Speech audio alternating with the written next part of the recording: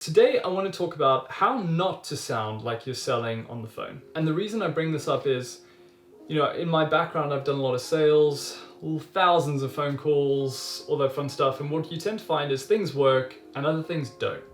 And the reason for this is just to share some of what I found has been more successful with my clients. Number one, don't ask if it's a good time.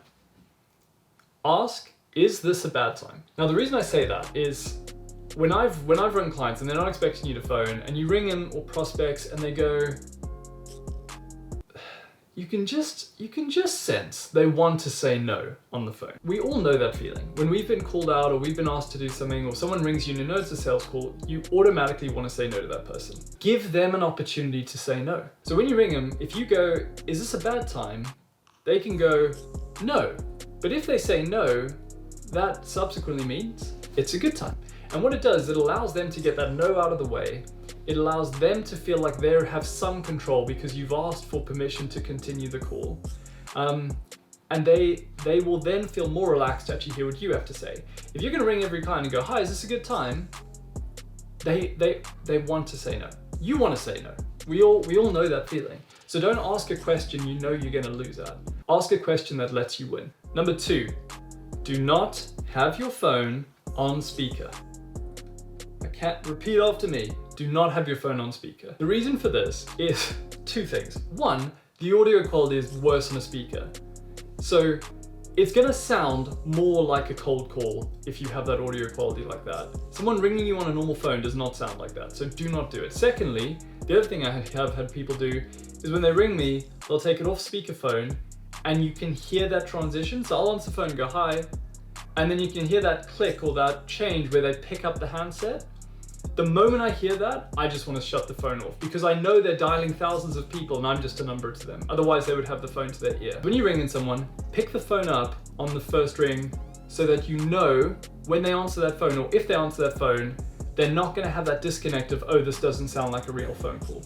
Because if they can tell that it's coming from a call center, they're going to be so much less likely to want to speak to you because they know you're going to be selling something to them. Changing that subtly is going to mean that you have a better chance of having a normal conversation and not a sales conversation with a possible prospect, and easier to get them booked in.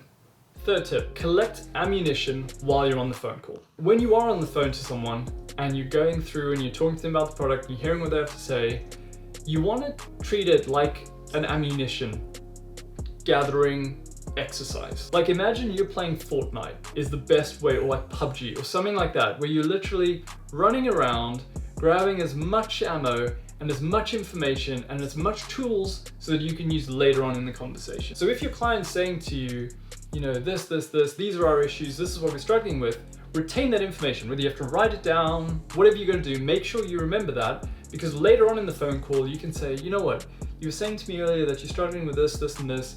That's exactly what we help people with. Sell that deal without sounding like you're selling that deal. Number 4, this is kind of counterintuitive. Don't act excited, exuberant, happy, joyful, however you want to say it, when you first pick up the phone. I know this sounds a little bit odd, but I'll explain why. Your prospect has tried to be sold to by hundreds, if not thousands of people during their lifetime. They have a picture in their head of what selling to them looks like. And it usually looks like that greasy 80 salesperson that is super exasperated, arms flailing wide, loud, talkative, all those things.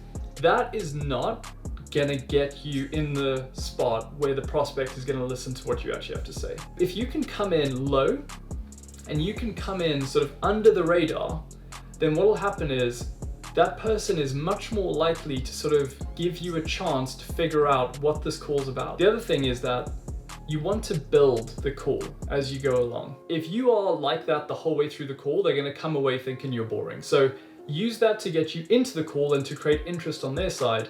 Do not keep that tone. What you want to do is start low and build high as the call goes along. Number 5, mirror the client. You may or may not know this, but mirroring is a technique where you almost copy or emulate someone else's mannerisms and tone to make yourself more like that person. What this means is that when you've got a client and you've got someone who is super happy, outgoing, big personality, you're gonna have a hard time pairing them up with someone that's very quiet, very soft, very gentle.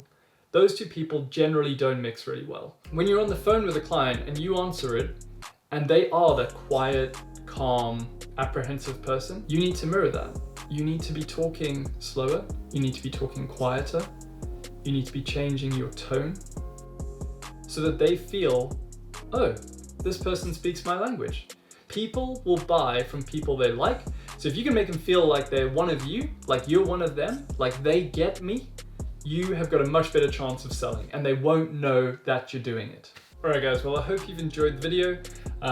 As I said, we make these content to help you guys and sort of grow your businesses and solve some of the issues that we see a lot of our clients dealing with. We are releasing a vlog, so if you guys want to jump on there, subscribe to the channel. We're going to be releasing a vlog either weekly or monthly. We haven't quite figured that out yet.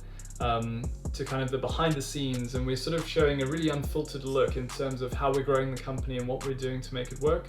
I'd really recommend you guys following along. It's great. You get to see all the mess ups we make and all the things we learn and the problems we face and how we solve them. So I'd really recommend you guys giving a follow and just sort of, yeah, following along for the journey. Obviously these longer form content is going to be coming out regularly, so feel free to give us a follow. Follow along for the journey. Thanks so much guys. See you in the next one.